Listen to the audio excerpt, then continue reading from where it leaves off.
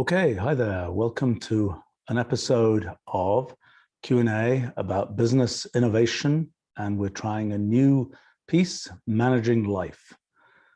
So I've been off for a few weeks because we've been doing our annual summer education programs, our summer school for college age, graduate school, etc. folk, and our high school summer camp for high school students. And we also had this year a middle school camp.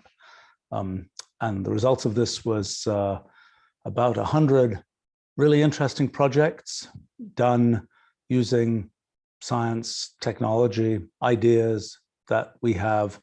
And I get to do my annual moments of what I call extreme professoring, which means helping come up with, well, in this case, 100 and something unique original projects, and then helping to see those get done. So I've been a little bit off the air in terms of live streams for the last few weeks, but now we're back, and today talking about business innovation and managing life. All right, let's see. We have a bunch of questions here. There's one from Chef here. What good came out of the pandemic from a business or recruiting point of view? That's interesting. I mean, I myself have been a work from home person for more than 30 years. I actually realized that even when I was supposedly, I was a professor and I started another company long ago, but even when from sort of the earliest days of working sort of in the professoring business and so on, I found myself working from home most of the time. I don't know quite why. I just found it more peaceful. I mean, back in the day, I remember this is in the early 1980s, I used computers all the time, and I would just dial up my phone and use this kind of acoustic coupling technology that was the way that you communicated between computers back in those days. And I would have a terminal at home connected to an acoustic coupler through the phone, and I was just amazed that the reliability of the phone system, that I could literally leave that connected for months at a time, and without any glitches. But I've been doing the kind of work from home thing for a long time, and then in 1991, I started my current company in late 1986, and in 1991, I went sort of pure, be on the other side of the country, work from home, and using telecommuting technology of various kinds. The thing that for me, and so for me, this pandemic was kind of a business as usual kind of situation. For me personally, at least. Also, our company is very geo-distributed, and so probably half of our employees at least are sort of work from home type folk. One of the challenges actually for us is we have our company headquarters is in Illinois, and we have lovely office space, and it's been very depopulated, and we're sort of having a hard time defining how it should get used, and how much of it we really need, and all those kinds of things. I think we sort of had a thing that was just introduced, which was, we've got all this nice office space, and it was built out at different times, because we've basically been in the same building for, when is it? Since 1991, actually, or even 1990. Sort of gradually taking over different floors of this building and so on. Building was actually built sort of around us as anchor tenants a long time ago. But because the building has been sort of built out at different times, there are pieces of our office space which come from different eras. The era where everybody wanted to be in an office with walls, the era when people wanted cubicles, the era when people wanted very open office space, different eras, so to speak. And so what we realized is, as people come back into the office, we should kind of give them the choice. You can pick the 1990s, the 2000s, the 2010s, vintage, so to speak, area. And we had put a big effort on having groups that were doing related things be physically in close by office space. But I think what we realized recently, and sort of an experiment for us, is just don't worry about that. Just pick your office space based on where you kind of like the environment. And if it mixes people up between different groups, that may actually be a good thing, not a bad thing. So it's an experiment we just started trying. I think that for me, one of the things that was a change in this pandemic is I had used web conferencing, even Zoom, as a matter of fact, for many, many years. Well, I'd used web conferencing for many years, Zoom for a few years. But I always did screen sharing plus audio only, no video. Every time I tried using video, I found in the past that it sort of killed meetings, because I would be, there'd be some meeting and there'd be some people on video, and you kind of tell the people weren't paying attention. And it's like, oh, that kind of kills the mood of the meeting. And in fact, in many cases, I had a meeting where, let's say we have 20 people in it. And turns out most of the time, most of those people don't have anything particularly to contribute to the meeting. But if you have them there, then it's the case that when something comes up that's relevant to them, you can kind of say, oh, so-and-so, what do you think? And they'll kind of wake up, and you might have to repeat the question, but that's a pretty fast process compared to other ways to do things. But it had been kind of audio only. And that was also good because when there were a few people who were actually in a room somewhere and other people remote, the audio only thing didn't really discriminate very much between the people who were together in a room versus the people who were remote on audio.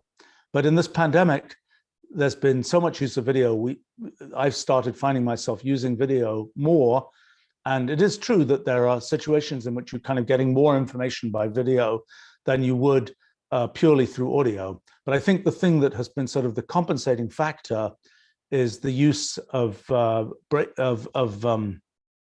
waiting rooms in things like Zoom and so on, where there'll be a meeting, but there'll be a whole bunch of people who are in a waiting room who are not expected, who are off doing whatever they're doing, and then they're only kind of, you kind of let them in if they're really relevant to that particular segment of the meeting. And that's sort of, I think, the sort of compensating feature to the other approach of having everybody be there in audio form, but some people not paying attention, so to speak. I think the other thing that I found is that probably our use of internal chat, we happen to use Rocket Chat as our internal kind of messaging system. I personally don't use it very much. But that's just me leading an assistanted life, so to speak. But around the company, it's used a lot. And it's been the case that it's working ever better to have people, if they're not in the meeting, okay, first thing we do is we have this concept of people being on call for a meeting. So there might be 10 people who are in the meeting and another 10 people who are on call for the meeting, which means if they get a chat message saying, can you join it now? They're expected to actually show up and join it, very quickly. And that works well. So anyway, one change has been that kind of thing. In terms of people and recruiting and so on, we already had a very geo-distributed culture, so it doesn't really make much difference to us. The onboarding of new people during the pandemic was, I would say, a little bit challenging, as it probably has been for everybody. Although we certainly brought in new people during that period of time. I think that there definitely have been people who had a much harder time working sort of at home than they would have done in the office. And I know that's, as we started to open up the office and give the possibility of people being in the office, there were people like, I really need to work in the office. I can't work at home type thing, for all kinds of different reasons. Including, I would say, largely kind of just psychology of, if I want to be in this workplace environment, to be able to kind of do my work well. I mean, I suppose my sort of anti-version of that for myself has been that I just work better in sort of a completely silent, undistracted situation. I mean, I can't even like listen to music and so on. It just distracts me too much. I have to actually be kind of in silence. In fact, I for a long time in my kind of home office setup, I had had a fancy computer that I'm using, and the fancy computer has lots of fan noise and so on. And so I actually had it set up so that it's like there's a conduit where all the wires go from where I have my desk to an adjacent room where the actual computer has been sitting. Finally, that stopped because computers, powerful computers, in the last probably 2 or 3 years have not had actual spinning fans, and they've been silent. So I'm able to have the computer in the same room as me, but in the past I'd always found that very distracting, and I kind of wanted the silent environment. I'm not sure that I'm sure one gets used to anything, but for me, I've always found it easier to be in this environment where there's sort of nothing else going on and no other humans anywhere to be seen or heard, so to speak. But let's see, from a business point of view, we were very worried about a lot of our customers. We have a lot of universities as customers, a lot of other kinds of customers. What we found from a business point of view, there was quite a bit of confusion of things like, well, there's a purchase order needs to be sent in, but whoops, we weren't set up to send those things in remotely with people working from home. And so, payments got delayed and things like that. I would say we still don't really know the impact of sort of the pandemic longer term and the various economic consequences of the pandemic on our market. But generally for us, I always make the claim, which seems to have been supported by the third of a century of history, that sort of actually we do best when there are problems in the economy, because we're basically in the business of providing tools to help people think about things, and people think harder when things are not quite as economically sort of wonderful, so to speak. Now, we also, as part of the sort of pandemic, we sort of were able to sort of move fairly quickly on for some of our customers, like universities, for example, that had all kinds of special issues of all kinds of online kinds of things. We were happy to be able to act pretty quickly to provide sort of refactor various products and things and licensing arrangements to make it easier for those folk. And I think that's been, we felt good about doing it, and people seem to have appreciated the fact that we were able to do it. So I think that part has worked well. In terms of, do we see, I think there's been a certain, I've seen one thing, we've had a lot of long-term employees, which means we've actually had people who've been with their company multiple decades, and some of them are heading for retirement age. And I have seen just recently a wave of retirements, which I kind of suspect might have been timed, associated with kind of the pandemic and so on. I don't really know for sure. I think that in terms of, and I also could see that there were people, a few people even that I worked directly with who really were having a hard time in the pandemic, and who sort of re-examined their lives and so on as a result of that. And I don't know how much of that is still to come. And that will be interesting to see. I like to think for our company in particular, we are a company with a very definite and ambitious mission, so to speak, which means that for people who care about those kinds of things, we tend to be an attractive kind of place. But those are a few thoughts about the pandemic and so on. Oh, there's a question here from Aaron. Can I talk more about what Sergey Brin did when he interned for our company? Apparently his resume reads, I developed a code analysis and extraction tool for the Mathematica source code. Well, let's see, when was that? That must have been 1993, maybe. Sergey was sort of in between college and graduate school. I think he'd been at University of Maryland and he was going to Stanford. He was an intern with us for a summer.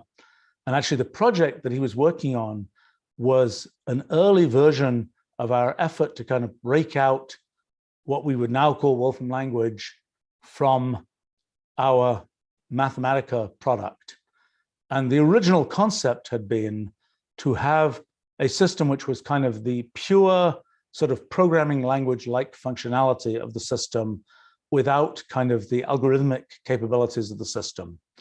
And so we were trying to kind of factor the code, factor the source code, so that it will be possible to kind of make this very slim, trim binary that was kind of just the symbolic language part of our system and not all of the algorithmic capabilities.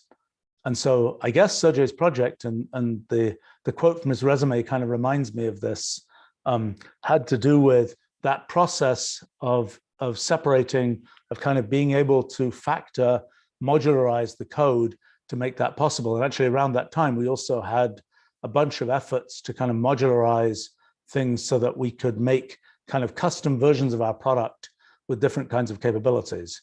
In the end, that idea of kind of separating things didn't work out that well, because it became clear that in a sense, the great strength of our system is the ability to call on all these different areas. You know, you think you're doing some piece of numerics, but actually you need graph theory and algebraic computation and computational geometry and so on.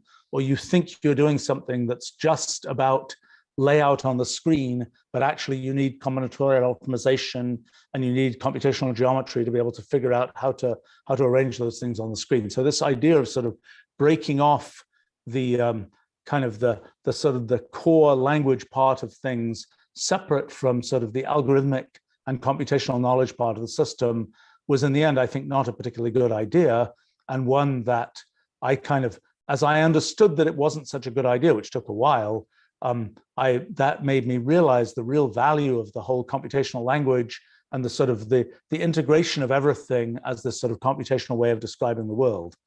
But Sergey's project, I don't know the details of exactly what was done there, but this whole code modularization effort is something that has helped us a lot in the management of the code base. No doubt ever since. I don't know all the details of what the sort of lineage of all the tools that we have is. I do remember though that Sergey, I found this piece of mail actually fairly recently. I sent it to Sergey actually, where it's like you're thinking about making this sort of language-like thing, you know, everything that you should really make it a free thing. And, you know, that's the way to do sort of technology business, is to make stuff that's free. And so when Sergey started Google and it was kind of like, and they're going to make this stuff free, I was like, really? Is that really a good business model? Is that really something that's going to work? And early on at Google, I think they had a whole bunch of sort of, well, we're really going to make it work with this or that, you know, way of monetizing it. And the idea of monetizing with ads was not the number one idea. It was an idea that sort of emerged. And I think that I was very much in the, you should have a premium version of this service, and, you know, I'll subscribe and other people would subscribe, but that never happened. But I think also there was a whole discussion about the naming of the sort of language, that component that we will break off. And that was one of the things that really held back the process, actually, was not having a great name for this. We considered a name like lingua, which is sort of like language, or like tongue in Latin, but it's too weird. Sergey, I think, was pushing for the name thema on the grounds that if you took the word Mathematica, thema was kind of the heart of that word and was also kind of a nice word on its own. But again, that was not what ended up happening. And much later, only 5, 6, 7 years ago, we finally kind of defined our Wolfram language to be sort of the whole computational language and the sort of the thing that is kind of the core representation of our technology, along with its various deployments in things like Mathematica, Wolfram Desktop, Wolfram Cloud, Wolfram Engine, and so on. So that's a little bit on that. I remember when Sergey was finishing his internship, saying, "Well, what are you going to do next?" And he said, I'm going to go off and study databases for graduate school. And I was like, oh, really? Databases just don't seem like that interesting an area. What is there really to learn about databases and so on? So I don't know whether you consider web search a database problem, but arguably I was very wrong in there's nothing interesting to do in that direction. Although I think the actual specific kind of projects he worked on might not have been the ones that led to the whole kind of. I think there was a what was it? Some kind of analysis of market baskets and the searching the web and so on, which perhaps came out of database kinds of things. I'm not sure. Let's see. Okay, there's a question from Sleepy here. Is there a general rule for deciding when to outsource some aspects of my startup, especially if it's on a low budget? My principle about companies is on day one, the CEO kind of has to do everything. And gradually, as the company sort of grows up, you can find people to do these various functions that sort of the CEO understands. And perhaps you can find people to do them better than the CEO can do them. I'm not a big fan of outsourcing things because I feel like as soon as you outsource things, you don't really understand them. I think that and I think it's one of these things where in my company, for example, it's very kind of vertically integrated. We have pretty much everything in-house. We outsource almost nothing. The only kinds of things that we outsource are things where it's like, it's just going to happen once, or it's just going to happen rarely, and it needs very special expertise. We've even occasionally done that with some development kinds of things when it's like, we are making a connector to some outside technology that we're only going to need for this one connector, and we don't care about it for anything else. Or occasionally things in various kinds of legal related areas and so on. But generally, we haven't done that. Now, if you take an area like graphic design, where we have a strong in-house group that we've had for a very, very long time, how does that really work? Well, the fact is there's enough work to do in a company of our size, at least, that the graphic design department will never be idle, so to speak. If there isn't a high priority thing that just came in last week, there are endless lower priority things that are just waiting in line to be done. Now, if we were a significantly smaller company, there might be a lumpier kind of utilization of something like a graphic design group. But there's tremendous value to having this sort of the designers in-house where they really understand the company, they understand the product, they there's a lot that you don't have to explain, again and again and again to people to get projects done and done well. And I think there's a more sort of there's more sort of accountability and involvement when people are in-house than when they're sort of contracted out. Now, there are things, I would say that one rule, I suppose, is for our company, there's a lot that we build ourselves and where we have very in-house kinds of things. And there's some stuff where we're doing something where we do the same as every other company in the universe, I might say, does. Areas in various kinds of finance-like areas and so on, where we're just pretty typical. There's nothing special about our payroll system. There's nothing special about other kinds of, I don't know, things like that, where we're just doing the same as sort of your average company is doing. Those kinds of things make a lot more sense to me to effectively outsource in one way or another. So, I mean, I think it's the things where it's very lumpy in terms of how often you need it, or it needs very specialized expertise that you really just don't want to invest in-house, or it's something that's the kind of thing. And I think there are now, having said that, sometimes there are things where you think you might be able to just use the generic, and then you discover, well, actually, your business really depends on not being so generic. I mean, for us, one of the more notable examples is our ERP system, for many years, I don't know, 30 something years probably, we used generic ERP systems, and they got more and more frustrating. These are big, built a long time ago, sort of traditionally architected systems. We had an increasing sort of group of druids or something who were taking care of this strange sort of creature. And for example, in the case of ERP system, I got absolutely fed up with hearing, it'll take us a month to get these new products out because it's so difficult to have them inserted into our ERP system. And it's like, that's crazy. So we decided a few years ago, we're just going to build our own. And we've been building ERP system using our symbolic language and so on. And it's great. It's not yet deployed, and it's been several years. So, I can't, no, pieces of it are deployed, but the full thing is not yet deployed. Once we've deployed it, we will have a thing that is completely excessive for our use, in a sense. It's a wonderful new generation ERP type system. We should spin off a company to go do something great with it. It's really not our core business. It's just something enabled by our business. And that's something which you might have thought we were kind of generic in dealing with, but we're not so generic because we have complicated software licensing and cloud and consumer and all kinds of different things.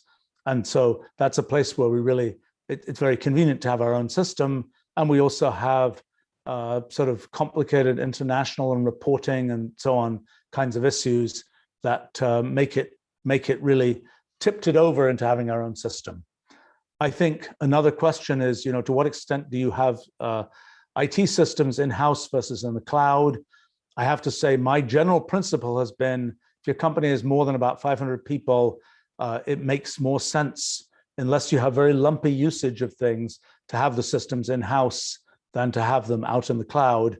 And we were just looking, actually just today, I happened to be, we were looking at email systems where we have an in-house solution, not our own technology, but something which is an on-premise solution, so to speak.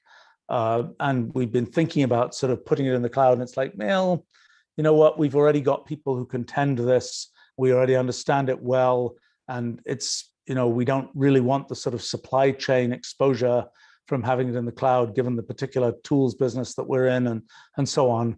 So, let's just keep doing it on-premise in-house.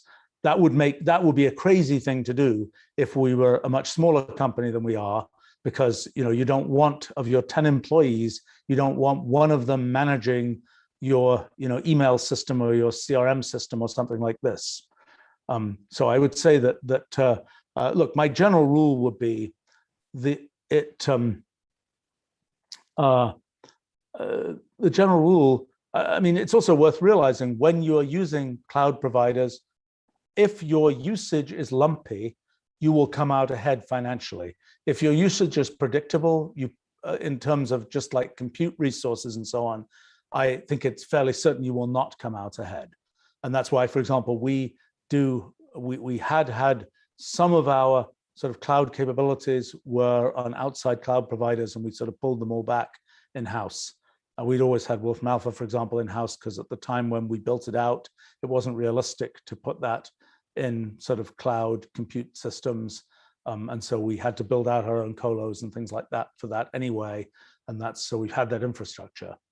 And it is definitely cheaper for us, given that we have rather predictable usage levels and so on. Let's see.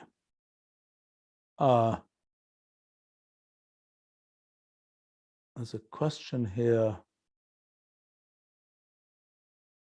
Another one from Erin here. How do you organize your day's activities? Do you like to work from a daily to-do list towards weekly goals?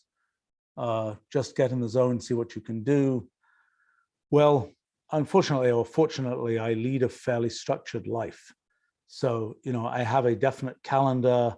I have a person whose main role is to do scheduling for me. And, I have a very definite structure which of meetings that I do, which are almost always working meetings. They're almost always meetings where the objective is to produce something, sometimes to review a project, to make decisions, to produce something, and so on. And so a lot of my day is divided up into half-hour, 1 hour kind of slots of doing those kinds of things. Now, I in sort of I don't know, a concession to something or other, the first about 2 hours of my day, I will typically be walking in some form. So I'm either like walking on a treadmill with computers in front of me and, on the phone and doing sort of web conferencing meetings, or sometimes when it's nice weather, like it is today, for example, where I am walking outside and doing those meetings while walking around and just being, it's like, well, I'm not going to share the screen. Somebody else has to share the screen and I'll look at it. And that in sort of the structure of my days, it's kind of, it's known, and I'm afraid it even is down to the level of knowing what the weather is going to be like, and therefore whether I'm going to be able to walk outside, and so whether I'm going to have a computer and a keyboard in front of me or not. I kind of almost am embarrassed to admit that level of kind of babysitting in an assistanted life, but that's what I've been doing. So the first, so most of my day is quite structured with particular meetings and things which I'm defining. I'm all the time I'm sending, I want to have a meeting about this, please get this scheduled when the relevant people are available, et cetera, et cetera, et cetera. So that's a large part of my main day. Then I tend to I sort of break off for a dinner period when I'm also and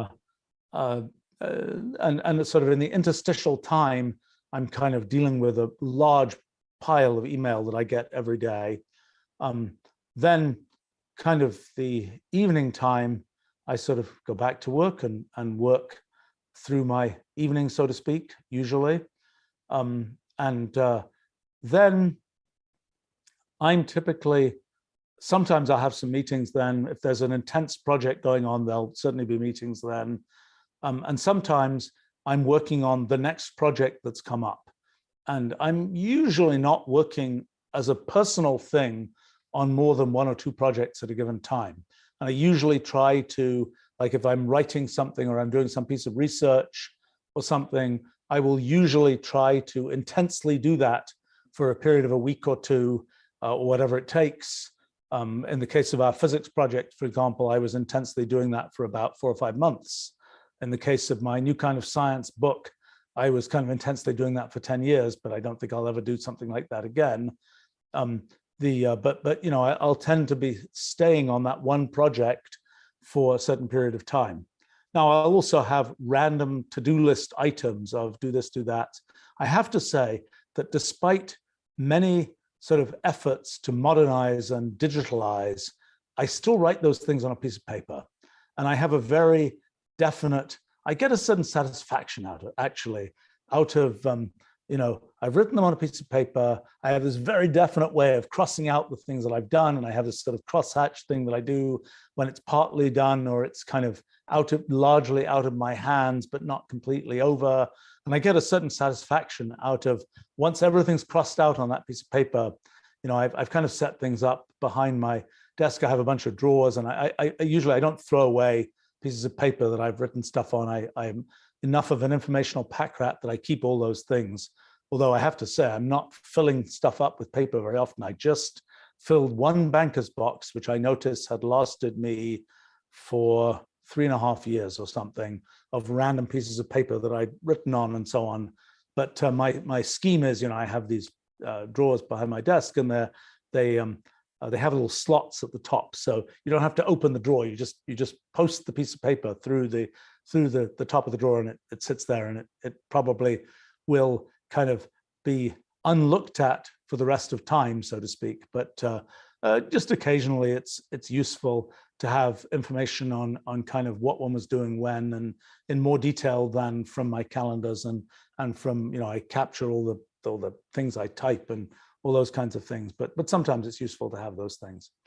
And I figure, why not keep it? It's very cheap to keep, and you never know what value it will have subsequently. But so for me, I will tend to have the sort of personal strange satisfaction of having checked off everything on my piece of paper. And then if there are a few things that are left over, I'll literally rewrite them on another piece of paper because, and sometimes I'll get them done if there's something comparatively simple, just because I can't be bothered to rewrite them on the next piece of paper. And I figure I better just get them done now.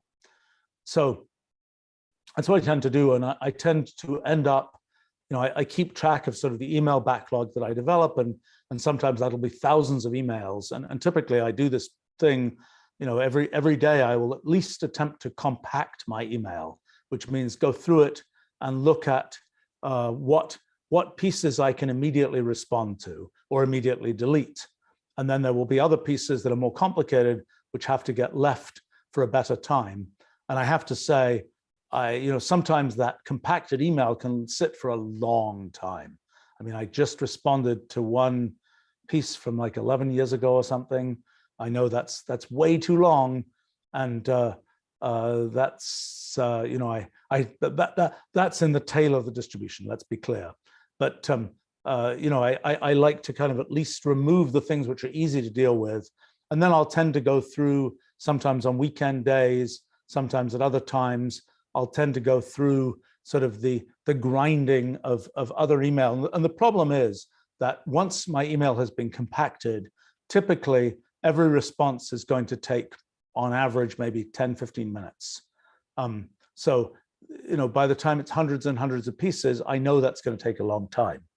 And I have to say, one of the things that I've sometimes done is I kind of leave it for, if I'm feeling tired, I'll go and do a bunch of this email processing. And that's, I'm, touch wood, I'm happy to say I don't, that's, I'm organizing myself well enough that I don't have very many days when I'm like, I'm really tired, and et cetera, et cetera, et cetera. That will normally happen if for some reason I'm like, sleep schedule is perturbed or something, but tends not to happen so much. But I think, so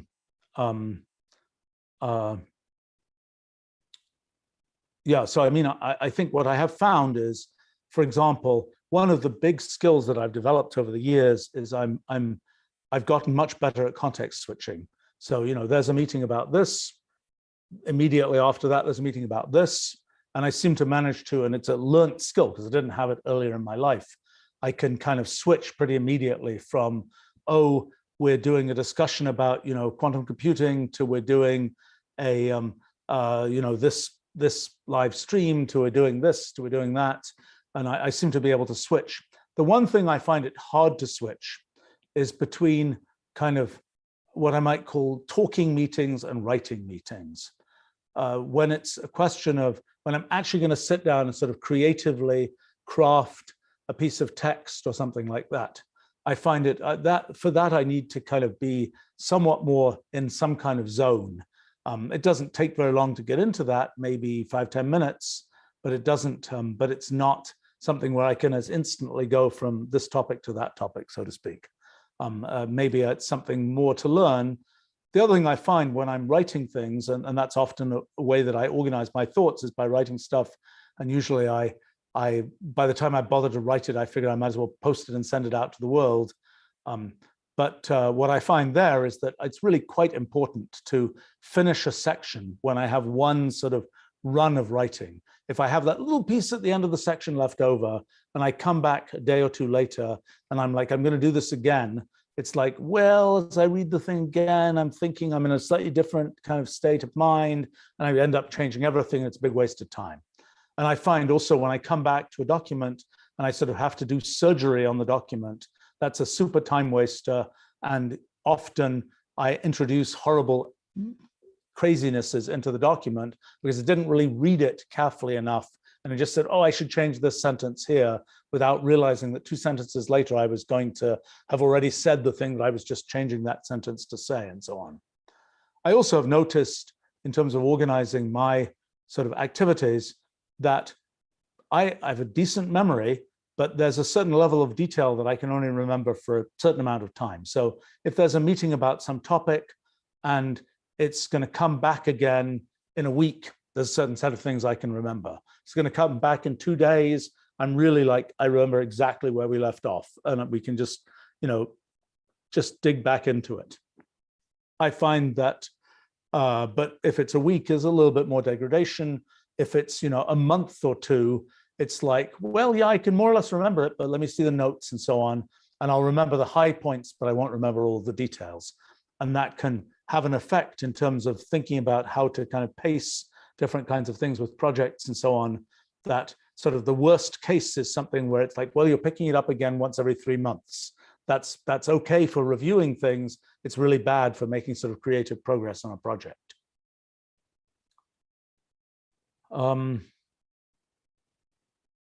Let's see.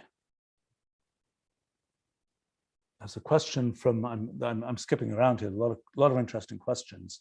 From M. Rector, is it more important to be of value or to have a valuable network of connections? Well, depends on for what purpose. It depends on what you're interested in. I mean, for me, I like actually producing stuff. I like actually making things and creating things and so on. That's a big fulfilling activity for me. I also enjoy people, and so I like to interact with a whole range of different kinds of people, and I like learning things from people. But I would say for me, it's more important to be a producer, so to speak, of things than specifically to be sort of connected to other people. Now, in terms of if you want to sort of make something happen, well, in my life experience, the best way to make something happen is to do it yourself. However good your connections, whatever, whoever and whatever, it's always, there's a degradation from the what you can do yourself versus what can you get somebody else to do, so to speak. In terms of sort of having a good network, I have ended up, I think, with a rather excellent network over the course of, now probably 50 years of network connecting. And how does that happen? Well, it happens because I still know a bunch of the people I knew in elementary school, even though that was like 50 years ago. And, they've gone on to do all kinds of interesting things. And actually, the terrible thing is that a bunch of them are retiring and so on, but they've done fancy, big jobs in the world, so to speak. But it's something, so, for me, it's like the network, it gradually accumulates. I mean, unfortunately, people die and so on, and that's the main sort of thing that reduces my network, so to speak.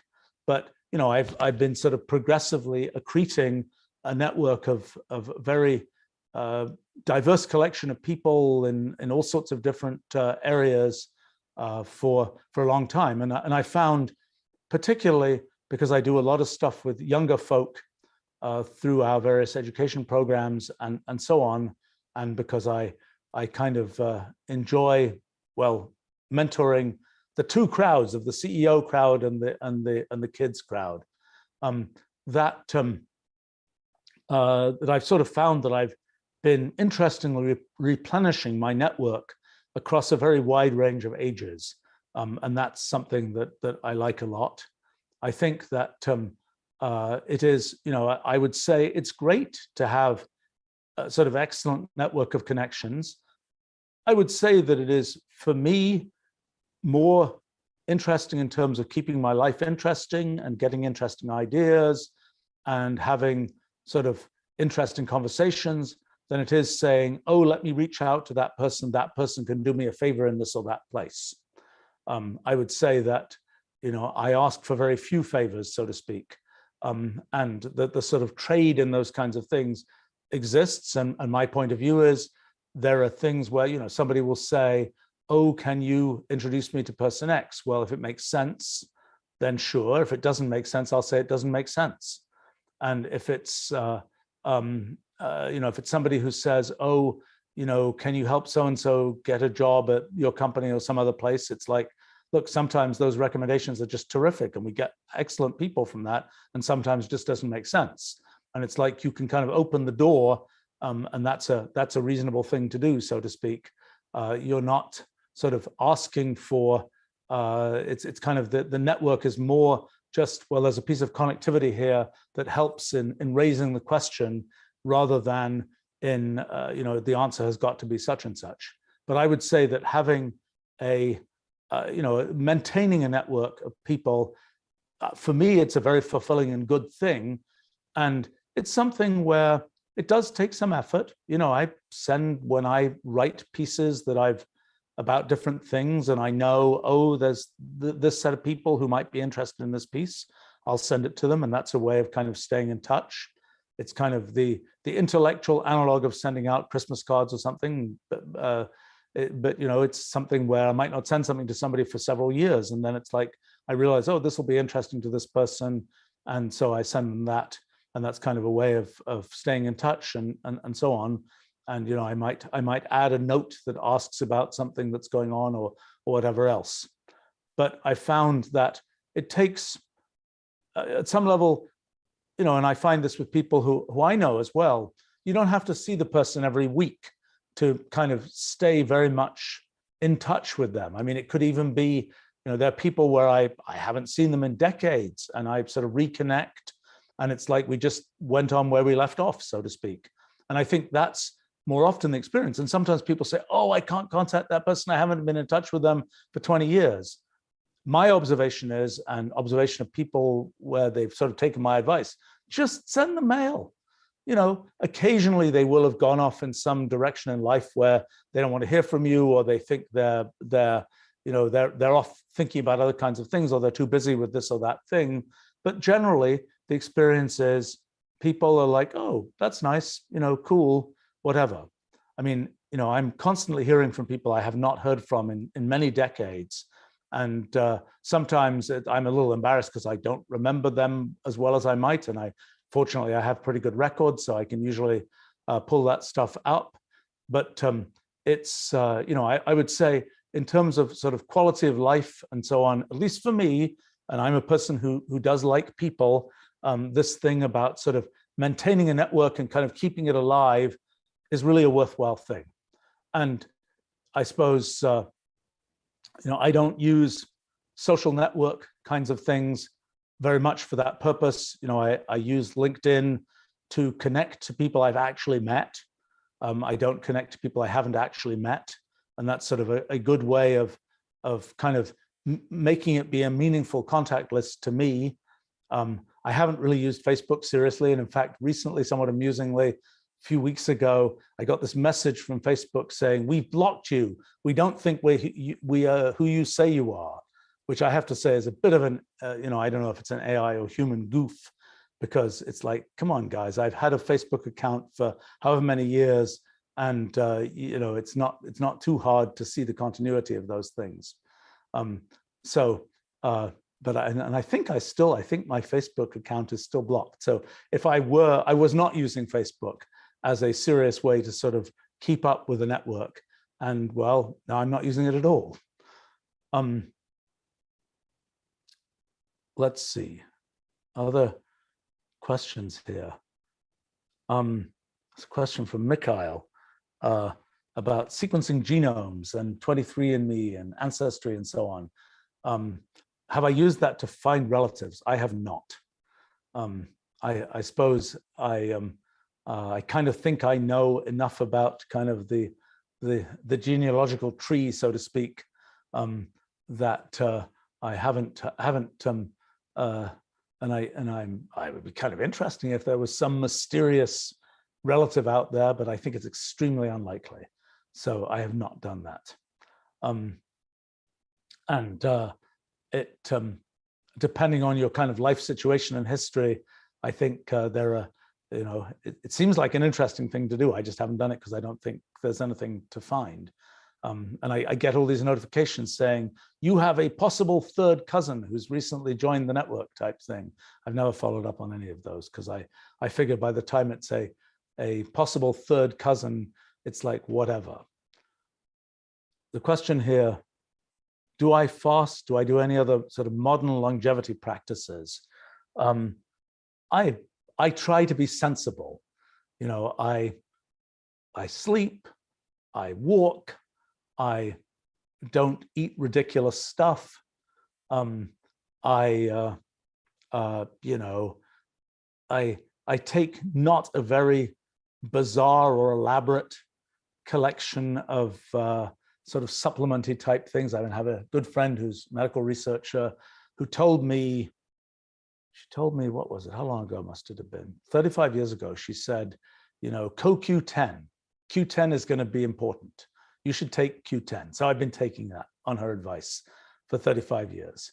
And a few other things like that, but nothing very exotic. I have certainly looked at some of the more exotic things, and I'm like, I don't know. I could do that, but it's not really a thing that seems important. I've been kind of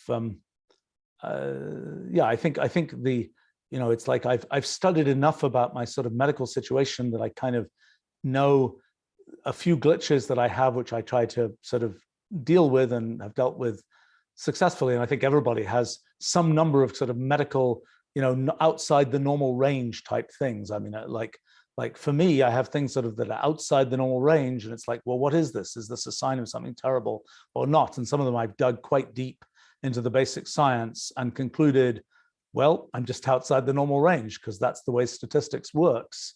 Sometimes one's outside the normal range. I'm probably outside the normal range in various things that aren't blood levels of X, Y, and Z. And, you know, so I'm outside the normal range. And unless there's some sort of theoretical reason why that's going to be bad for me, I'm just not going to worry about it. But it's worth knowing those things. And it's also worth knowing, you know, I make sure I've got sort of the time series of medical test results for more than 30 years now. And that's really useful, because when somebody says, oh, you've got this high level of this or this low level of this, it's like, well, actually, I've had the exact same level of that for the last 30 years. Thank you very much. And it's all good. So, you know, that's helpful, I would say. I think in terms of sort of knowing myself and figuring things out, there's one study I'm just about to do. So as the world sort of wakes up again and I start going off and, you know, doing things in person and all that, and traveling a bit and so on, I want to know, of the times that I've been sick, where did I catch whatever I got? And you know, I think there have been, in the probably 20 years that I have pretty good data on this, maybe it's longer, maybe it's 30 years, I have data on this. I'm just sort of initiated the project of correlating when was I sick, and of course I have the data. I measure my fever and so on level, and so I've got all those plots, and I also can probably deduce when I was sick from when my kind of either I was sick or my fitness tracker device was sick, if the sort of steps went down to close to 0 or something. But in any case, so, you know, tracking those things, maybe I don't get sick terribly often, I'm happy to say. So maybe once every 18 months or something, I'll get some virus of some kind. And I'm one of these people who, once I'm sick, I run a really high fever. So it's really obvious that I'm sick, so to speak. I've always thought that's like the my body making it unfriendly for viruses, so I'm not complaining about that. I'm not sure if that's really true, but in any case, so what I want to do is to just answer the question: what causes me to get sick? Do I just get sick kind of randomly because sort of some family member was sick and I got sick from them or something? Do I get sick because, you know, when I've gone on a bunch of long plane flights and I'm all dehydrated and in the wrong time zone and all this kind of thing? Or do I get sick from going to just that sort of event that had a whole bunch of people packed into it? Or do I get sick from going to some dinner with one individual person, and et cetera, et cetera, et cetera? I don't know the answer. So I was just going to do a little study and see if there was a clear signal there, and find out whatever I could find out from that. You know, I'll draw life conclusions once I know the actual data. I mean, I've always been one of these people, probably for more than 30 years. I've sort of gone around with one of those little things of hand sanitizer in my pocket, and before anybody worried about pandemics and so on, I always felt a bit guilty because I would like shake somebody's hand and then I'd stick my hand in my pocket and squirt hand sanitizer on it. And I always felt like that was I don't think I would have admitted to that, in a public forum if it hadn't been for the pandemic, so to speak. But you know, I've always been a little bit in the, you know, why expose oneself to germs if one doesn't need to, so to speak.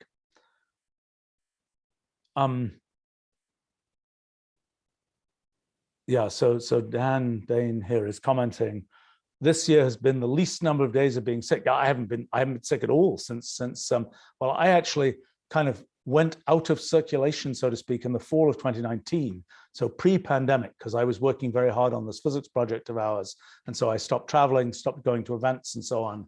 So I was kind of pre-quarantined even before the quarantine started. And yeah, I haven't been sick since then. So long may that continue. It's nice. There's a question here from Spencer. How many days of straight work do I do on a single project in a week and on an average day?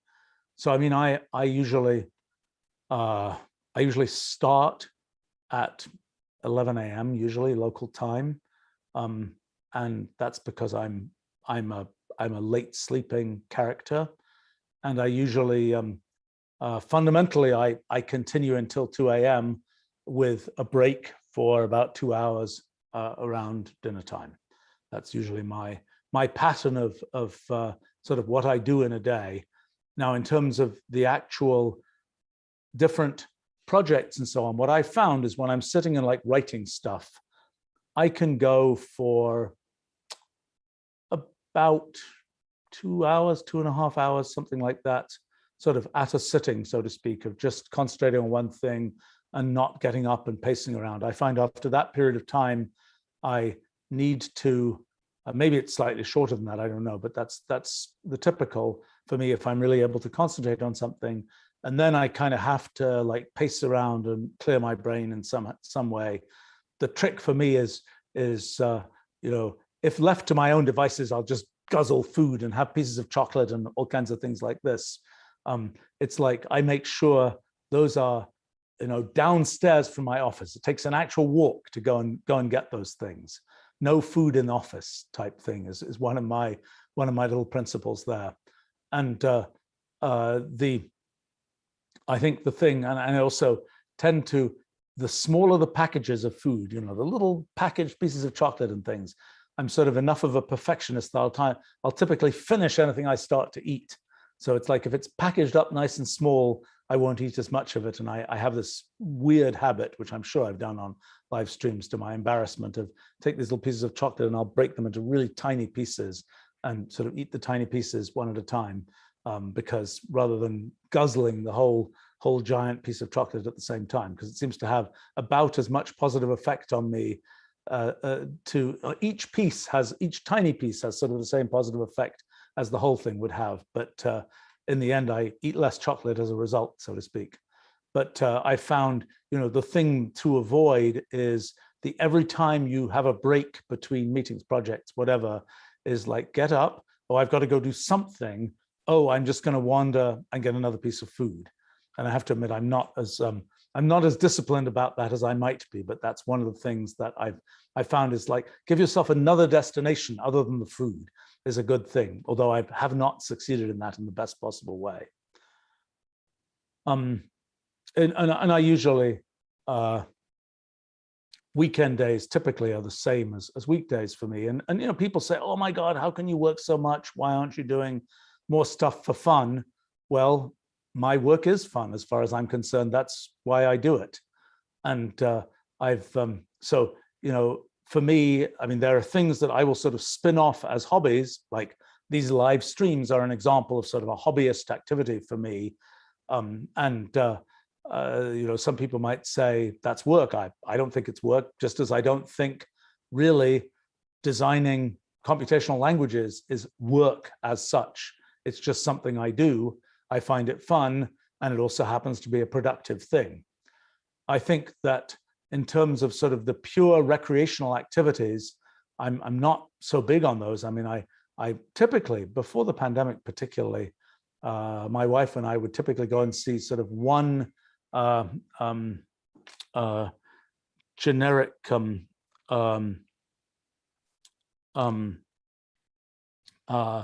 movie per week. Good way to kind of stay vaguely in touch with sort of general culture and so on. But like, I never watch television ever, and I perhaps to my I don't read books particularly, other than when I'm kind of reading them for content for things that I want to be able to do, so to speak. So very boring at some level, but I enjoy learning lots of new things, and I think I have a pretty good time.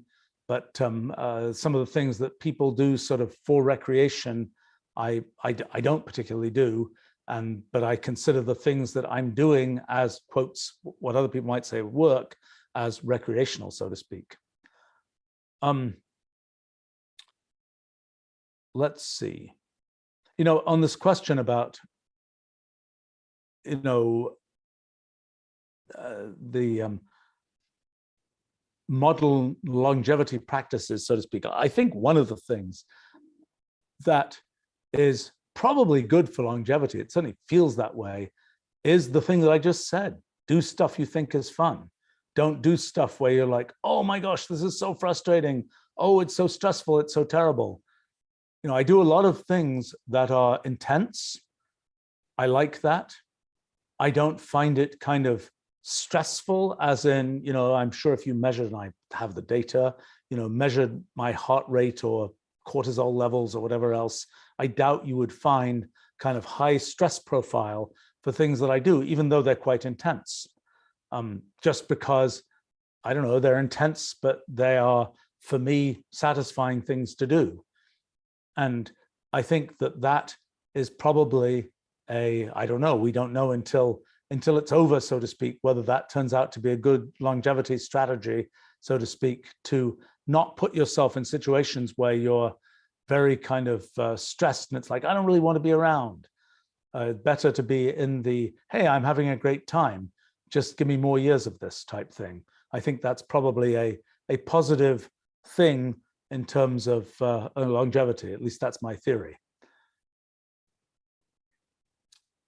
Let's see. So another one here. Given a set of interesting ideas that require big effort to be developed, how do you prioritize which one to pursue? Yeah, that's an important issue for me.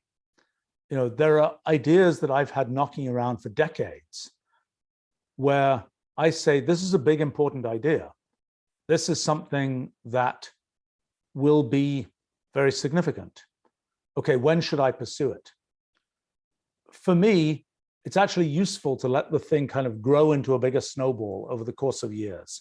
I learn more, I run into people, I get sort of contextualization of the idea, et cetera, et cetera, et cetera. And a very important thing is that sort of ambient technology and the ambient sort of structure of the world makes that idea often more and more viable.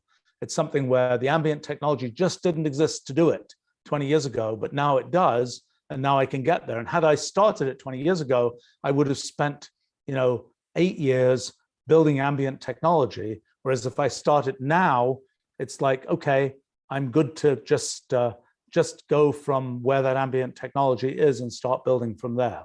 So for me, it's kind of the assessment of the ambient technology. Also, occasionally, although I have to say this happens remarkably rarely, there are things where I've said, I would like to do that sometime. And then eventually somebody else just does it. And then it's like, okay, it's been done. I'm not going to do that one now. I have to say, I'm actually a little bit hard pressed to even think of when that's happened.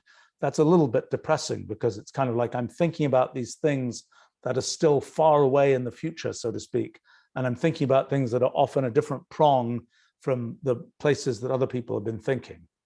But anyway, one of the important things is there sort of an ambient technology base, an ambient set of things in the world that make this possible, a set of things where, if I'd been thinking about doing kind of this live streaming activity 20 years ago, it's like, well, there wasn't really a venue for that at that time. There wasn't a mechanism in the world for doing this. And so it's something where, just wait until there is. In this particular case, that's not really a thing that I thought about. Another thing that happens is, do I have the right people to work with me on such and such a thing? Sometimes there'll be a project. In fact, this happened with our physics project. Two young physicists who sort of arrived at the right time and were like, we really want to work on this. And it's like, okay, great. Then that's okay. It's a good enough time in my life. And I was thinking of doing it anyway. And let's roll, so to speak. But I think that the, and there are times when it's like, sometimes there are things where the people to do something kind of drop in one's lap, so to speak. And that induces one, it kind of gives one an extra push to do something at one time rather than another. And sometimes it's like, well, I'll just wait and I'll looking around for people relevant to that and so on. And sometimes it's just like, I'm going to do this now. Let me put together a team. Let me just go find the people to do it. So, I mean, that's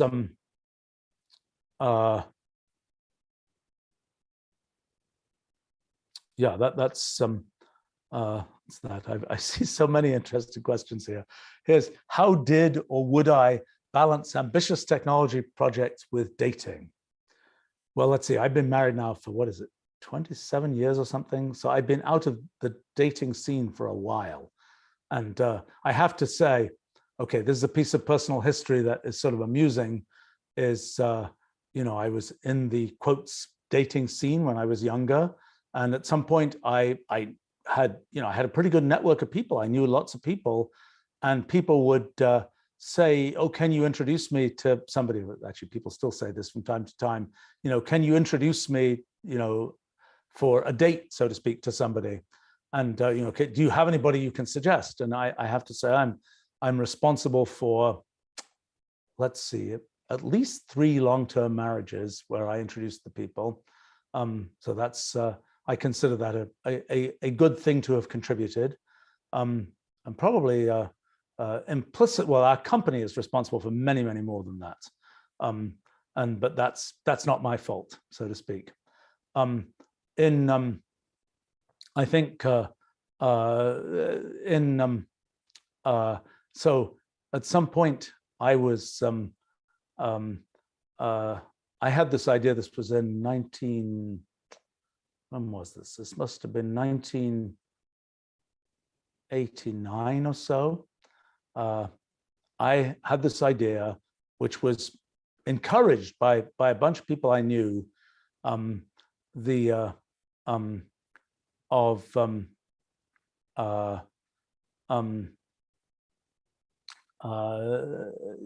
start a sort of a list for introducing people. So I had this whole thing that I had planned. It was actually going to be called The List, and it had a whole scheme that was about sort of profiles of people and so on and so on and so on. And I thought, and this was a kind of I was almost ready to launch this, and then I met the person who I've been married to for a long time now.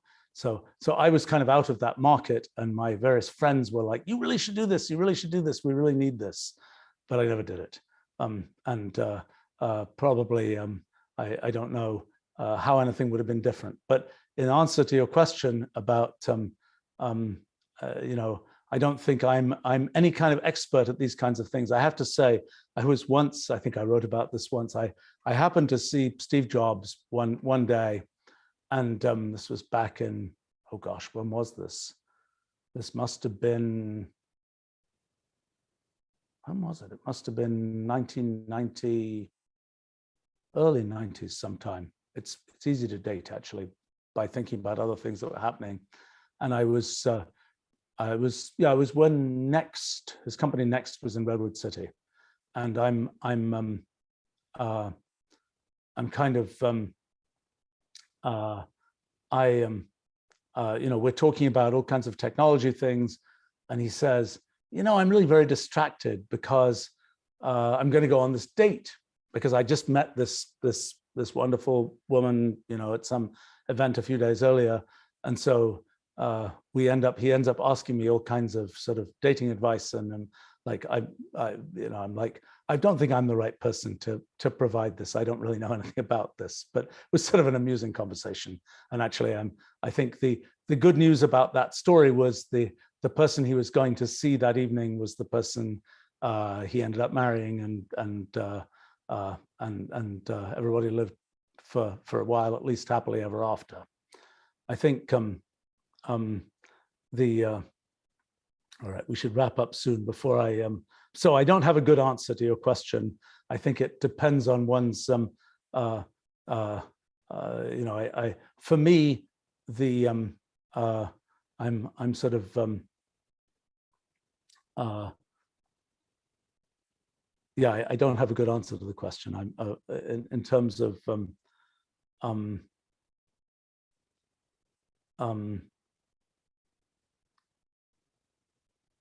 let's see, there's a question here, a very pragmatic question about our technology. What's the practical difference between Wolfram Desktop and Mathematica? If the difference is negligible, why are we having sort of the branding confusion here? The reason is so we have tried to move away from the Mathematica name for our more general kind of computational language and computational products, because Mathematica is a wonderful name, but it's actually, strangely enough, it's a name Steve Jobs encouraged me, since I was just talking about Steve Jobs, encouraged me to use. Back when we first made a deal with Steve for him to bundle Mathematica on the as yet unreleased Next computer back a long time ago. So anyway, then the problem with the name Mathematica is it's a lovely name for anybody who thinks that they want to do things related to math. But so much of what we do is really just about computation and not about math. And the name sort of became a liability for us. Now, back 35 years ago, when we picked that name, it was not clear to me what the future of what people call math versus the future of what people call computation was going to be. As it turned out, math really pretty divorced itself, at least for those years. Maybe it will come back in future years from sort of the computation idea. And so this notion of will math generalize itself to be about sort of all algorithmic things didn't really happen. And so sort of there's this increasing divide and an increasing tendency for people to say, oh, there's this thing called Mathematica. Oh, it does math. I don't do math, so I don't care about it. So what we've been doing is sort of really moving the branding over to Wolfram Language and Wolfram Desktop, which is our mixed cloud and desktop product and so on, and really leaving the Mathematica brand, which is a strong brand, as the thing that is the brand that people think it means, you know, in terms of technical computing and mathematical computation and so on, and really building in another direction with our kind of main Wolfram brand. And we sort of started that process with Wolfram Alpha. When that came out in 2009, I made the very conscious decision to brand that as a Wolfram branded thing. See, one of the things about putting a name of a person on things, or the name of a company on things, is in a sense, it's a meaningless word. You know, okay, it happens to be derived from my name, but in some sense, it's a meaningless word. And so it is, the product is defined by the product itself, rather than by what you thought the product was based on the name you heard for the product. So, you know, you hear the name Mathematica, you know, no doubt one could do a whole campaign to say math isn't just math type thing, but it's an uphill battle. Whereas if you're dealing with a meaningless word, like just the name Wolfram, for example, that you don't have that sort of uphill de-education type battle to fight. And for example, with Wolfram Alpha, my sort of calculation was, we'll give it a name where it's kind of a Wolfram branded thing, but it has sort of a twist, a curlicue to the name, but that second name isn't so strong that you end up just calling the product by that second name. So that it ends up being, you know, it's not, you can't really call something, you're not going to call something just Alpha, because that's too generic. But Wolfram Alpha together, it's kind of giving you a definite branding for that thing, but it's a branding where kind of the the main brand is kind of burnt into the sub brand for that particular product. And so kind of our goal from time of Wolfram Alpha and beyond has been to really center on the Wolfram brand, because that's the brand that we think can effectively communicate what we have in terms of Wolfram language and sort of computational language and the whole story going forward, rather than people getting sort of fixated on the idea of, oh, but don't you just do math? That's kind of the story of that.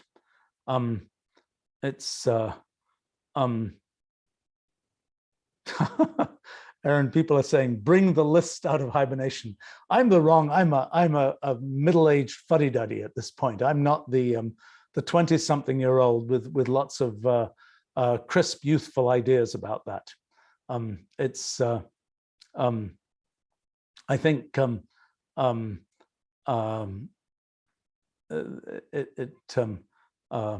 you know, it's a funny thing, because we're just thinking about doing some rather consumer things in connection with NFTs,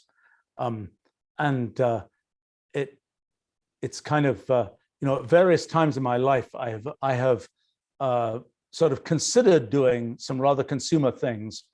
We've had, for example, we did this Wolfram Tones thing back in 2007 or so, maybe 2005, maybe, I can't remember, which was sort of playing into the cell phone ringtone craze, where people were like, you know, generate a custom ringtone. And for me, it was like I'd be in some public place and a cell phone would ring and I would not know if it was my cell phone or somebody else's cell phone. It's like, for goodness sake, get me a custom ringtone. And since I've worked on a bunch of science that leads to algorithmic music composition, I was like, surely we can make something which does algorithmic music composition and everybody can get a completely custom ringtone. And that was an amusing idea, and it was a good concept. And then the distribution channel for that, which ended up going through cell phone carriers, was disastrously difficult. And so we built the technology in a few weeks, I think. And then for 6 months, we were like, oh, we're going to sell this through cell phone carriers. And that was just horrific. And then when we finally brought the thing out as sort of a consumer thing, it got some sort of PR visibility, but it was absolutely dead on arrival in terms of an actual product that could actually be commercial success, because the crest of that wave was long over. But in any case, at various times, I've thought about various kinds of more consumer-oriented things, which I view, you know, we talk about sort of what's fun and what's a hobby and what's work and so on. Some of these more consumer things are kind of just a fun hobby type thing for me. There was another one actually we considered about 10, 12 years ago. We were interested, a little bit more thematic. We were interested in essentially making a social network for researchers and scientists and so on. And we almost got that one out and then decided that we were not going to do it, because it's really it was sort of a separate kind of activity. But now we're considering one sort of consumer NFT thing, which I think is really kind of interesting and fun. And for me, it's a little weird, because here I am thinking about fundamental theory of physics, and I have a bunch of new ideas about sort of the foundations of programming languages and so on that I really want to explore. And it's like, it's kind of a very different set of activities, thinking about a very consumer NFT story and a very kind of philosophically deep and technically deep story about, you know, things like, why does the universe exist? I had a particularly nice week, when was it? A couple of months ago, 2-3 months ago now, when I was writing a piece about why does the universe exist, which is kind of a complicated story of science and philosophy and so on. And I had also had the feature that I had, for various reasons, of random reasons, gotten into something where I needed to do a certain amount of cryptocurrency trading. And partly because in the general theory of companies, it's like you have a company with, you know, in our case, about 800 people, and it's like people do lots of different things. And then at some point on some day, somebody needs to be trading cryptocurrency. And it's like, that's nobody's job right now. But it's urgent to do it. And so it's like, well, if nobody else can do it, okay, as you know, as the CEO, I sort of pick up the interstitial pieces, and it was sort of interesting for me anyway.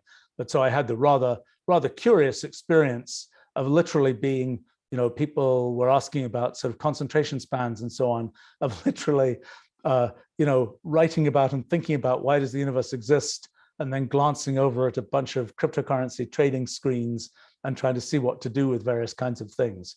I think in the end, both came out fairly well. So that was nice.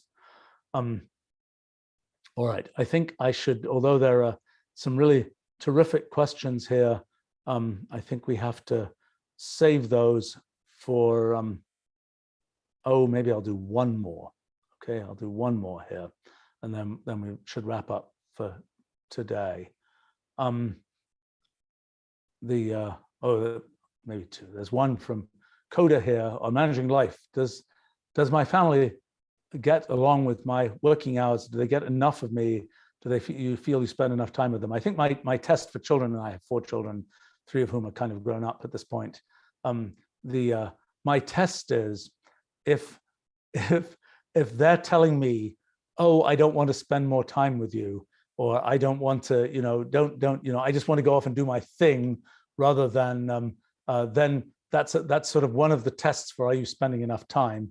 Is, are they telling you, oh, just, I want to go off and do my thing, rather than them coming to you and saying, I want to do this or that. So I think I've done okay at that. I think maybe one day, I don't know whether it'll ever happen, whether I'll ever be able to get any of my kids to join me on one of these live streams, and then they can answer for themselves.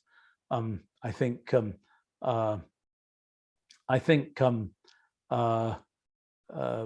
it's fair to say my wife kind of knew what she was getting into long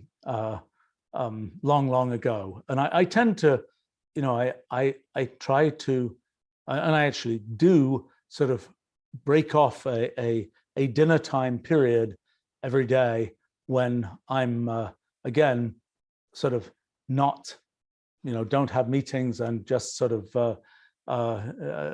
that's my interaction time, so to speak.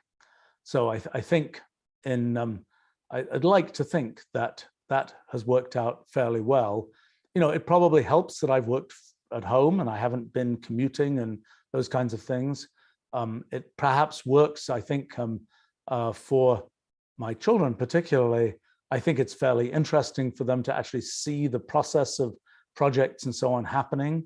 I think that, I've certainly talked to them over the years about all sorts of things that I'm doing, and they will have many opinions. They've given much advice.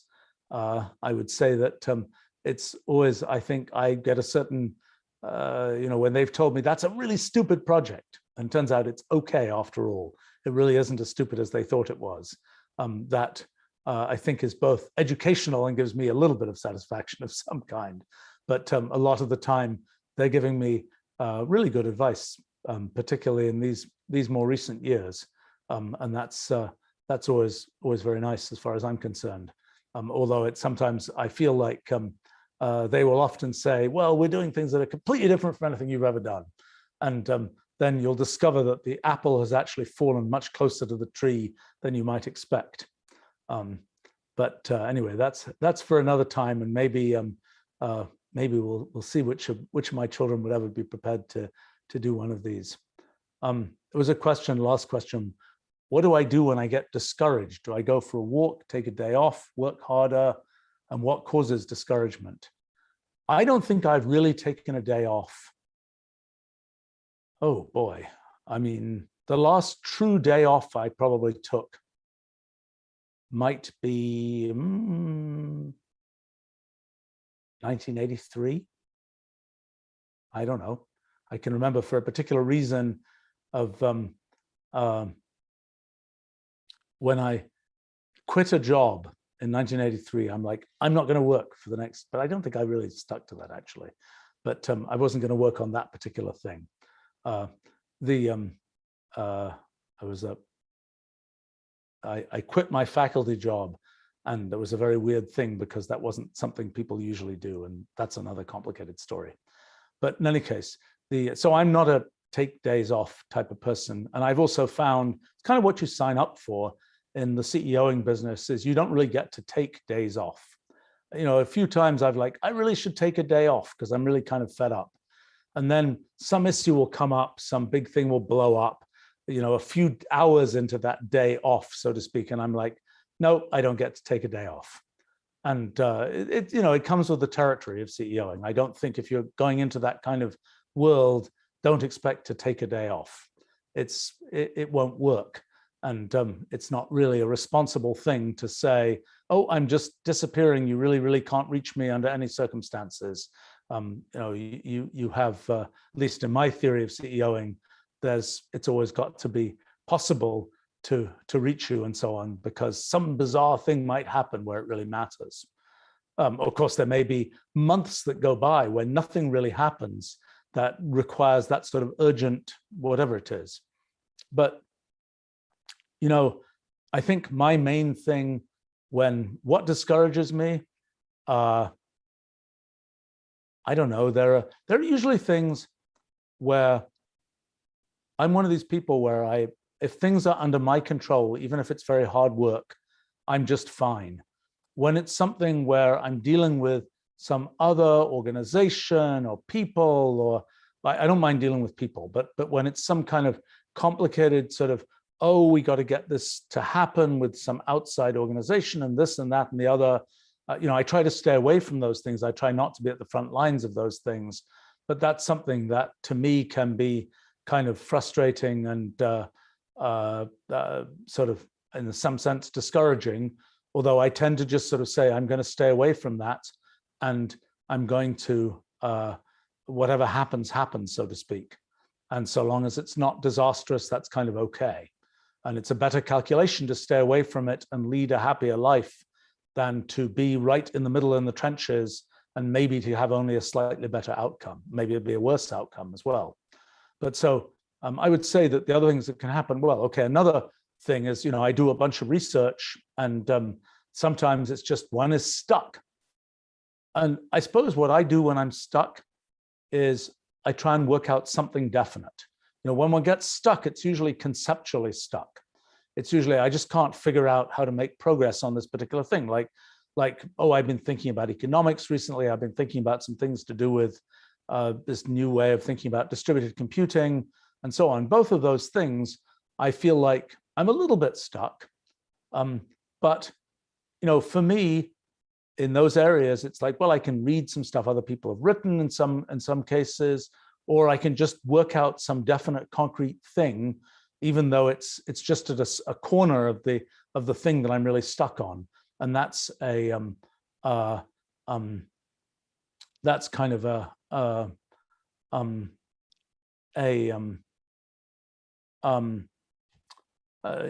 that's kind of a way forward. And I think it really helps that for me in doing research and things like that, producing something concrete is always a way forward. Whether it's something where you need to write something down and, let me write an explanation of where I've got so far. Let me write a piece of code that does this or that thing to make progress. Those are always things that help. And I am really late for something else I'm supposed to do. And I explained that I have a scheduled life, and I'm now 12 minutes late for something. So I had better run off. But thanks for all the interesting questions, and see you all another time.